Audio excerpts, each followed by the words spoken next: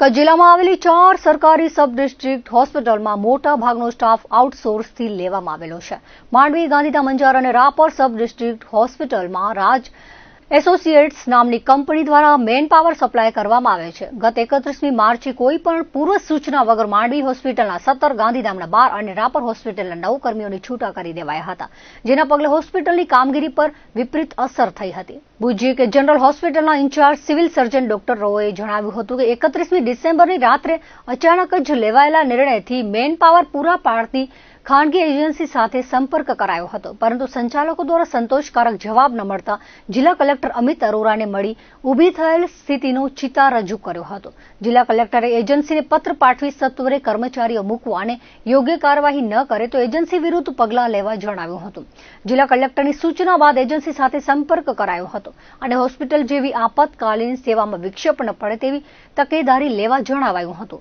તંત્રની સૂચના બાદ 2 જાન્યુઆરી એજન્સીએ કર્મચારીઓને છૂટા કરવાનો હુકમ પરત લઈ લીધો હતો તેવું ડોક્ટર રોએ વધુમાં જણાવ્યું હતું. उसी आउटसोर्स एजेंसी से रवि एसोसिएट्स और एचआर आरडी के तरफ से आउटसोर्स एजेंसियों ने हमारे पास स्वीपर को यहाँ दिया हुआ है. मोस्ट ऑफ द केसेस में तो हमारे पास स्वीपर होते हैं यहाँ पोस्टमार्टम करने के लिए, पोस्टमार्टम में साथ देने, डॉक्टर का साथ देने के लिए. लेकिन अगर कभी इस तरह की बनाव बने तो मैं उसकी तपास जरूर कराऊंगा और आउटसोर्स एजेंसी को इस बारे में चेतावनी जरूर दूंगा. अभी हमारे कच्छ में जो एसडीएच सब डिस्ट्रिक्ट हॉस्पिटल्स हैं, जैसे सब डिस्ट्रिक्ट हॉस्पिटल मांडवी, गांधीधाम, अंजार और रापर, ये 4 एसडीएच में आउटसोर्स एजेंसी रवि एसोसिएट्स है, वो ह्यूमन रिसोर्सेज सप्लाई देती है. तो उस केस में 31 तारीख की रात में सब डिस्ट्रिक्ट हॉस्पिटल मांडवी को एक मेल आया रात में 9 बजे के आसपास कि 17 कर्मचारियों को छुट्टा कर दिया गया है. और उसी तरीके से बाद में फोन आया मेरे पास गांधीधाम का कि वहाँ के 12 कर्मचारियों को छुट्टा किया गया है. और तत्पश्चात रापर सब डिस्ट्रिक्ट हॉस्पिटल से फोन आया, वहाँ के 9 कर्मचारियों को छुट्टा किया गया है. फिर हमने रवि एसोसिएट से जानकारी चाही कि आपने इसको क्यों छुट्टा किया है. इस तरह से हॉस्पिटल की व्यवस्था है, आपातकालीन सेवा है, तो इस पर प्रभाव पड़ेगा, इससे कैसे निपटोगे. उन्होंने बहुत समुचित जवाब नहीं दिया. तो फिर मैं कलेक्टर साहब से मिलने गया और कलेक्टर साहब ने इसमें बोला कि अविलंब या तो आप उनको पत्र लिखो और सूचित करो कि जल्दी से जल्दी इन सबों की बहाली की जाए, नहीं तो आगे की कार्यवाही की जाएगी. मैंने उसी तरीके से उनको कलेक्टर साहब का रेफरेंस देके उनको लेटर लिखा और उनको फ़ोन भी किया. तो 2 तारीख को इन लोगों की फिर से उन्होंने जो पुराना अपना ऑर्डर किया था इन लोगों को छुट्टा करने का, वो उन्होंने वापस ले लिया रवि एसोसिएट्स ने. લખપત તાલુકાના વર્માનગર શ્યામજી કૃષ્ણ વર્મા વિદ્યાલય ખાતે જીએમડીસી લિગ્નાઇટ પ્રોજેક્ટ પાનદ્રો દ્વારા સેફટી અને સ્વચ્છતાની ઉજવણી કરાઈ હતી. પાનદ્રો જીએમડીસી ગુજરાત લિગ્નાઇટ માન્સ સેફટી અને સ્વચ્છતા વીકની ઉજવણી કરાઈ હતી. પધારેલા મહેમાનોના હસ્તે દીપ પ્રાગટ્ય કરાયું હતું. મહેમાનોનું સ્વાગત અને આવકાર પાનદ્રો જીએમડીસીના જનરલ મેનેજર દ્વારા કરાયું હતું. શાળાના બાળકો દ્વારા સ્વાગત ગીત તેમજ સેફટી અને સ્વચ્છતા વિષય પર નાટક રજૂ કરાયું હતું. આ પ્રસંગે એસટી જાગાણીએ સેફટી અને સ્વચ્છતા વિશે સમજણ આપી હતી. સેફટી દરેક વ્યક્તિને રાખવી જરૂરી છે. માઇન્સના કર્મચારીઓ હોય કે શાળા વિદ્યાર્થીઓ સેફટીનું ધ્યાન રાખવું જોઈએ અને શાળાના બાળકો તેમજ સ્ટાફને બિરદાવ્યા હતા. આસપાસના ગામોના સરપંચ તેમજ આગેવાનોના હસ્તે શાળાના વિદ્યાર્થીઓ 60 મીટર દોડમાં ગુજરાતમાં 4થા ક્રમે આવનાર તેમજ ગુજરાતમાં વોલીબોલ સ્પર્ધામાં સિલેક્શન થયેલાને પુરસ્કાર આપી સન્માનિત કરાયા હતા.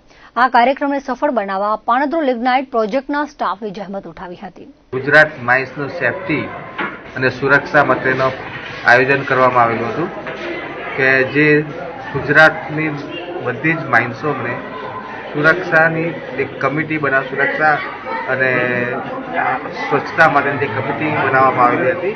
એ અર્થે અમે અહીંયા પાનદ્રો ખાતે મુલાકાત લઈ એમનું નિરીક્ષણ કરેલું અને તેમની આગતા સોંપવાનો અમે આભાર માનીએ છીએ. डीजीएमएस के द्वारा निर्देशन के द्वारा Gujarat lignite mind safety and स्वच्छता वीक का आयोजन जो 1 वीक के लिए किया जाता है, उसके तहत आज हमारा लास्ट डे का इंस्पेक्शन था और इंस्पेक्शन टीम के तहत हम लोग पानद्रो लिग्नाइट माइंस में आए थे.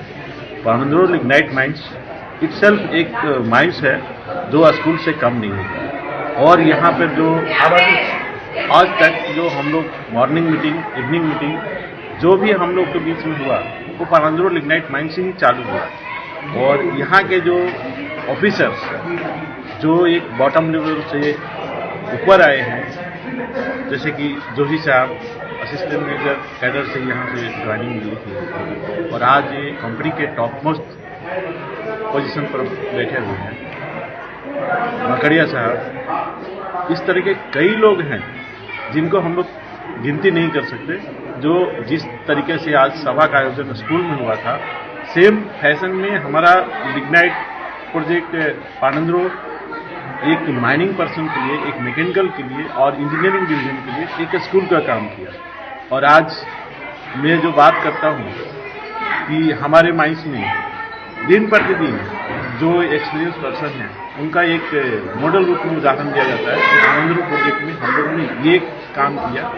220 ट्रक का 2020 ट्रक का लोडिंग किया, एक बहुत बड़ी अचीवमेंट है जो कि हमेशा सुनने को मिलता है। ये पानंद्रो प्रोजेक्ट को हमेशा हम લખપત તાલુકાના વર્માનગર ખાતે સનાતન હિન્દુ સમાજ શ્યામજી કૃષ્ણ વર્મા નગર આયોજિત રામલલા મંદિર પ્રાણ પ્રતિષ્ઠામાં પ્રથમ પાટોત્સવ ધામધૂમથી ઉજવણી કરાઈ હતી।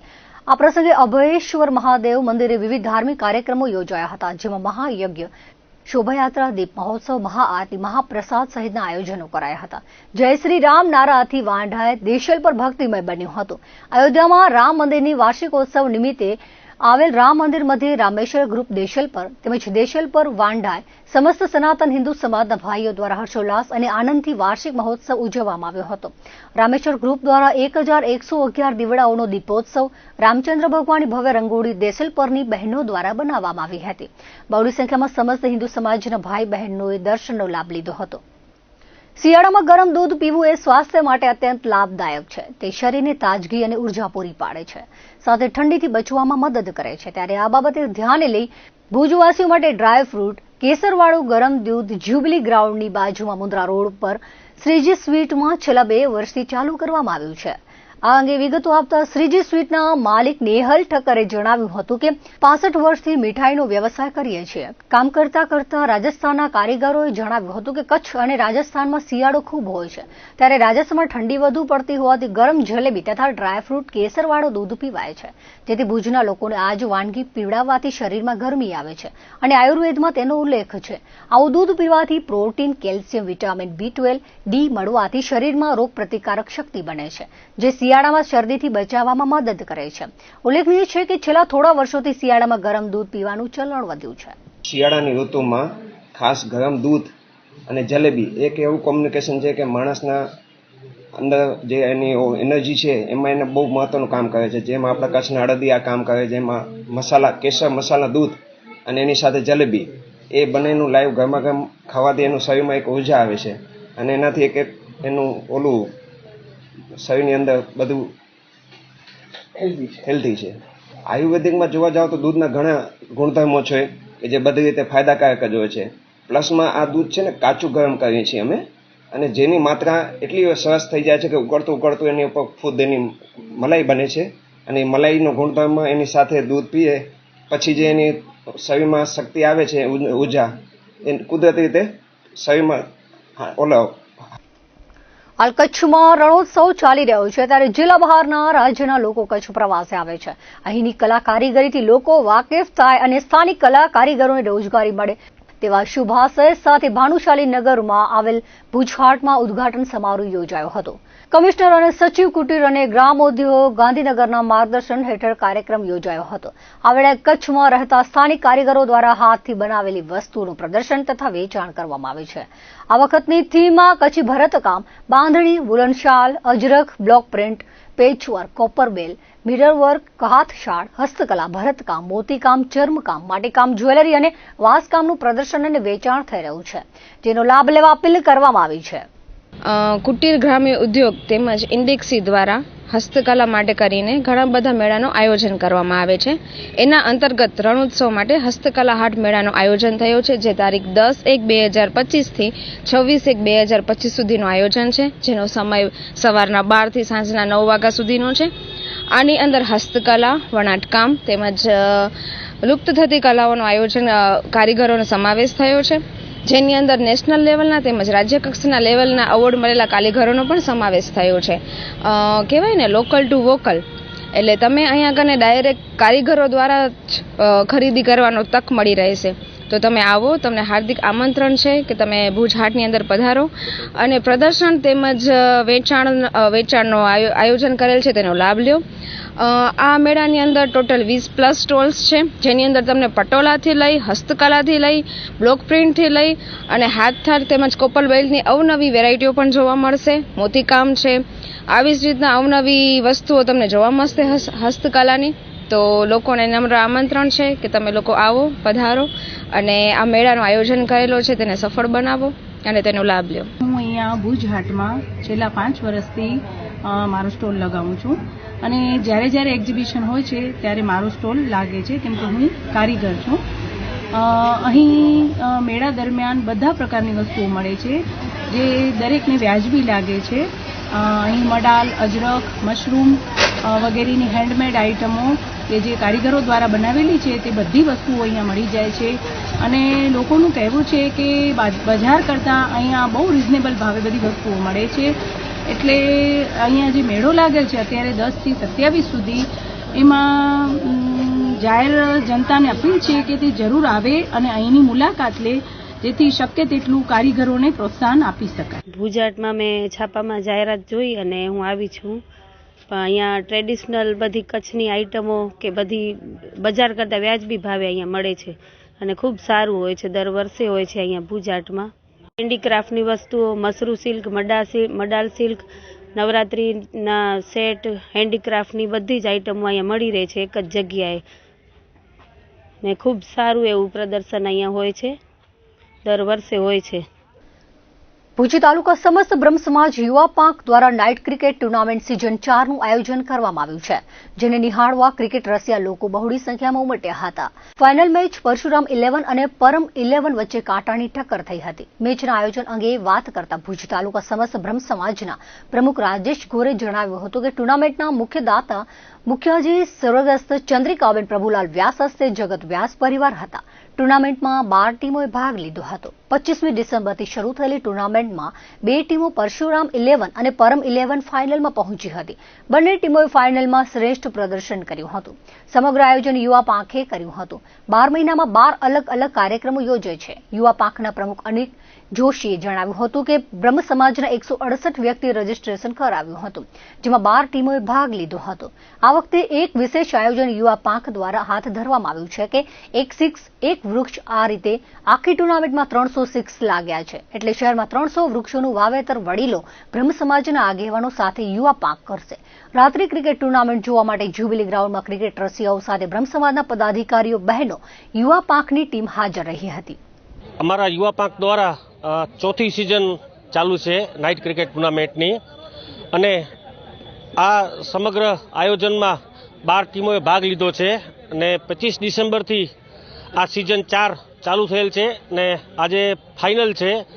ફાઇનલમાં પરશુરામ 11 અને પરમ 11 આજે ફાઇનલમાં પહોંચી છે અને બંને ટીમો અત્યારે બસ ફાઇનલ ચાલુ થવા જઈ રહી છે. આ સમગ્ર આયોજન અમારી યુવા પાંખ, ઓમ તો અમારી યુવા પાંખ 12 મહિનામાં 12 કાર્યક્રમો કરતા રહે છે, પણ વિશેષ આ એક નાઇટ ક્રિકેટ ટુર્નામેન્ટનું આયોજન જ્યારથી અમારા યુવા પાંખના પ્રમુખ અનિકભાઈ બન્યા છે ત્યારથી જ આ નાઇટ ક્રિકેટ ટુર્નામેન્ટનું આયોજન કરવામાં આવે છે. અને અમારી યુવા પાંખ દ્વારા એક આ વખતે સિઝન 4માં એક નવું આયોજન કરવામાં આવ્યું છે કે સમગ્ર ટુર્નામેન્ટ દરમિયાન જેટલા પણ સિક્સ લાગશે એટલો વૃક્ષારોપણનો પણ આયોજન કરવામાં આવશે. ભુજ શહેરની અંદર યુવા પાંખ દ્વારા બ્રહ્મ સમાજ માટે ક્રિકેટ ટુર્નામેન્ટનું આયોજન કરવામાં આવેલું છે અને કુલ મળીને 12 ટીમોએ અત્યારે અહીંયા પાર્ટિસિપેટ કરેલું છે અને 168 ખેલાડીઓએ રજીસ્ટ્રેશન કરાવી અને ફોર્મ ભર્યું હતું. અને આ સંપૂર્ણ આયોજન દરમિયાન એક અલગ જ વિષય લઈને બ્રહ્મ સમાજ યુવા પાંખ આવેલું છે. એક સિક્સ એક વૃક્ષ એવું એક આયોજન અમે ગોઠવેલું છે અને કુલ મળીને 300ની આસપાસ આ સમગ્ર ટુર્નામેન્ટની અંદર સિક્સ લાગેલા છે અને ભુજ શહેરની અંદર અમે 300 જેવા વૃક્ષ જે છે એનું વાવેતર કરીશું. અને આજની અમારી જે ટુર્નામેન્ટ જે છે 4 જાન્યુઆરી ભુજ જ્યુબિલી ગ્રાઉન્ડ મધ્યે ફાઇનલ રમાડવા જઈ રહી છે. દર્શક મિત્રો, હતા ત્યાર સુધીના કચ્છ ટીવી ન્યૂઝ. ફરી મળીશું નવા સમાચારો સાથે, નવી અપડેટ સાથે. ત્યાં સુધી મને રજા આપશો. નમસ્કાર.